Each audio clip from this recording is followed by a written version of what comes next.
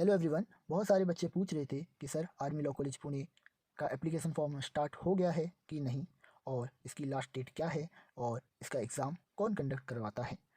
Army law college Pune का exam MSCT के basis में होता है, और जो AIL मोहाली है, army institute of law Mohali Chandigarh, वो अपना खुद का एग्ज़ाम करवाती है और उसी बेसिस में एडमिशन करवाती है। ये दोनों ही इंस्टीट्यूट आर्मी से रन किए जाते हैं, पर दोनों ही इंस्टीट्यूट अलग अलग है, अपना अलग अलग एग्ज़ाम कंडक्ट करवाती है।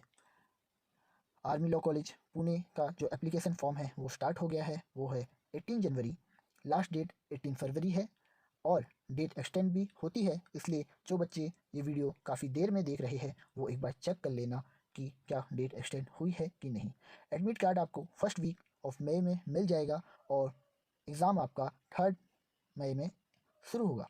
एग्ज़ाम आपका 150 क्वेश्चन होते हैं, और एक क्वेश्चन सही करने में आपको 1 मार्क्स मिलता है, और एक क्वेश्चन गलत करने में आपका 1 मार्क्स डिडक्ट हो जाता है। रिजल्ट आपका 4th वीक ऑफ मई में मिल जाएगा। काउंसलिंग आपकी जून 2024 में होगी। आर्मी लॉ कॉलेज सिर्फ और सिर्फ इंटीग्रेटेड कोर्स करवाता है, BBALLB। हाल ही में अभी बात छिड़ी थी कि आर्मी लॉ कॉलेज BALLB भी करवाएगा, तो जब आप एडमिशन ले रहे होगे तो शायद उस टाइम में BBALLB के साथ BALLB भी स्टार्ट हो जाए।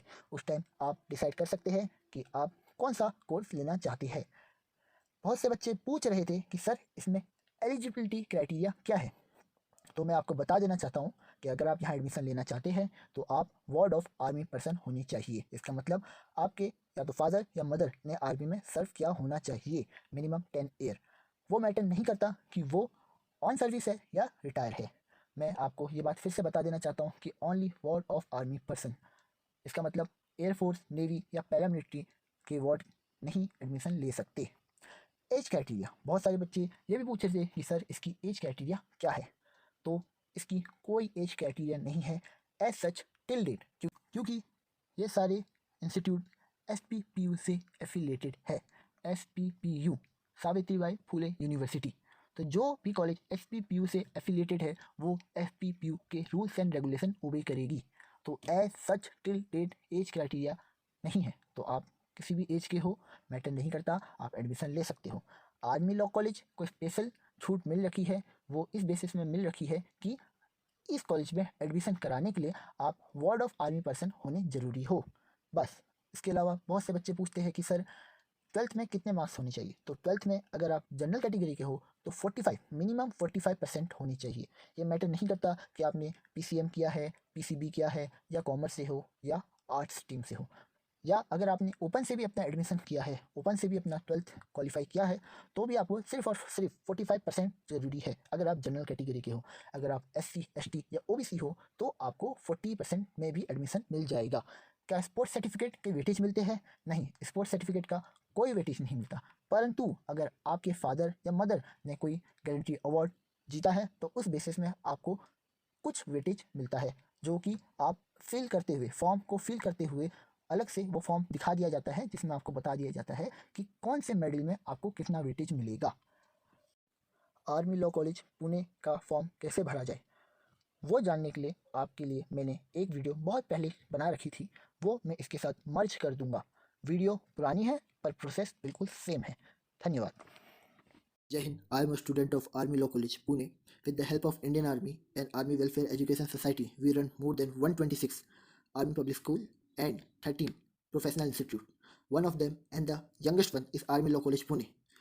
So, right now, the main purpose behind making this video is to give you a brief knowledge about how to apply for Army Law College, Pune.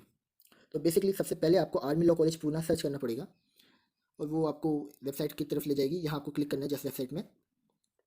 काफ़ी सिंपल प्रोसेस है, कोई tough नहीं है, हालांकि process थोड़ा लेंदी है पर प्रोसेस काफ़ी सिंपल है। फिर आपको जस्ट मेन्यू में क्लिक करना है और वहाँ एडमिशन का एक पोर्टल खुलेगा, वहाँ आपको just apply to first year BBLLB search करोगे। अच्छा, मैं आपको ये बताना चाहता हूँ कि हमारे पास 2 इंस्टीट्यूट है जो लॉ कराता है। एक है army institute of law Mohali, और एक है आर्मी लॉ कॉलेज पुणे।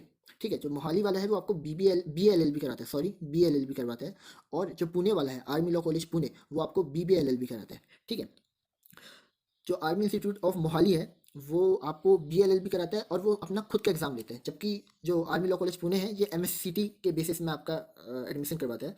तो बेसिकली आपका पहला लिंक आपको एडमिशन के लिए फॉर्म भरोगे जिसकी लास्ट डेट है 22 जून, ठीक है। उसके बाद आपको हॉल टिकट मिल जाएगा, वो मिलेगा 15 जुलाई 2022 में। फिर आपको एग्ज़ाम देने जब जाना होगा वो होगा 2 अगस्त 2022 में। उसके बाद जो आपका सेकंड लिंक मिल रहा है वो आपका मॉक टेस्ट है, ठीक है। आप एक भी मॉक टेस्ट ले सकते हो सेकंड लिंक में क्लिक करके। उसके बाद जैसे आप अपना MSCT के लिए भर दोगे, आप एग्ज़ाम देके आ जाओगे, उसके आप उसके पहले भी रजिस्ट्रेशन के लिए आवेदन कर सकते हो, उसके बाद भी कर सकते हो। फिर आपको रजिस्ट्रेशन के लिए अपना रजिस्ट्रेशन करना पड़ेगा।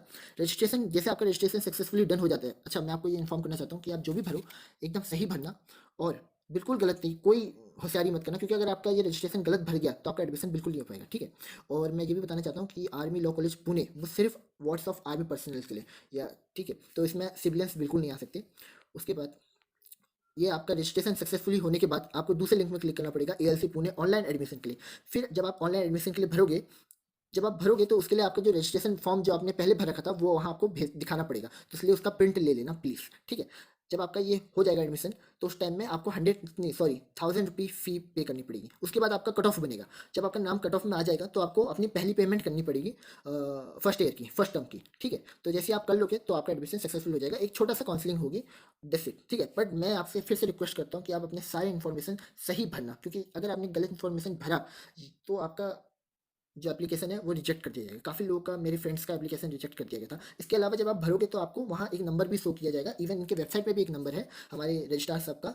इसके अलावा हमारे टेक्निकल सपोर्ट का, आप उनको जब चाहो जितनी मर्जी चाहो कॉल कर सकते हो। मैंने बेसिकली यही किया था जब मेरे को समझ में नहीं आया था, तो मैंने काफ़ी कॉल किया था। पर मैं चाहता हूँ कि जो मेरे दोस्त हैं उनको ये डिफिकल्टी फेस ना करनी पड़े, इसलिए मैं ये वीडियो बना रहा हूँ। उसके बाद आपका ऑनलाइन काउंसलिंग होगा जस्ट, और आप उसके बाद आप भर सकते हो। अच्छा, इसके अलावा जो बच्चे रिजर्व कैटेगरी में आए हैं उनको भी कुछ फ़ी पे करनी पड़ती है। जैसे कोई बच्चे मेरिट लिस्ट में आ गए और वो किसी कारणवश एडमिशन नहीं ले सकते या नहीं लेना चाहते, तो फिर जो रिजर्व कैटेगरी वाले बच्चे वो एडमिशन ले सकते हैं। तो उसके लिए भी एक मिनिमम फ़ी होती है, आई थिंक सो 24,000 या 25,000, वो वेरी करती रहती है। तो फिर आपका भी रजिस्ट्रेशन हो सकता है। इन केस अगर आपका रजिस्ट्रेशन नहीं होता, मतलब बच्चे आपने अपना भर दिया बट आप एडमिशन नहीं लेना चाहते, तो आपको आपका पैसा वापस मिल जाता है, ठीक है। उसके अलावा फिर आपके जो फादर है उनने गैलेंट्री अवार्ड, सेना मेडल, अति विशेष सेना मेडल, जैसे भी आपको मेडल्स मिले उसके हिसाब से भी आपको कुछ वेटेज मिलता है। तो वहाँ एक लिस्ट बनी होती है, वो PDF होता है, वो आप डाउनलोड कर लोगे तो आपको सब पता चल जाएगा। इसके अलावा अगर आप कुछ और जानना चाहते हो तो आप कमेंट में प्लीज़ लिखना, और मुझसे हो सके जितना हो सके मैं आपको ज़रूर नॉलेज दूंगा। इसके अलावा मैं आपको ये कहना चाहता हूँ कि आप जिस भी कॉलेज में जाना चाहते हो तो प्लीज़ एक बार उस कॉलेज में विजिट जरूर करना, उस कॉलेज को देखना कि आप उस कॉलेज के लिए सुटेबल हो कि नहीं। उसके बाद ही आप एडमिशन लेना, उस वहाँ के बच्चों से पूछना कि आपको कॉलेज कैसा लगता है, ठीक है। और इसके अलावा अगर आप BLLB के लिए भरना चाहते हो तो BLLB के लिए अगर आप एडमिशन लेना चाहते हो तो मोहाली है। अगर आप उसके लिए भी एक वीडियो चाहते हो, वहाँ मेरी सिस्टर पढ़ती है, तो उसके लिए भी आप वीडियो चाहते हो तो प्लीज़ लेट मी नो, मैं इससे जितना हो सके मैं ज़रूर हेल्प करूँगा। ओके, थैंक यू, जय हिंद।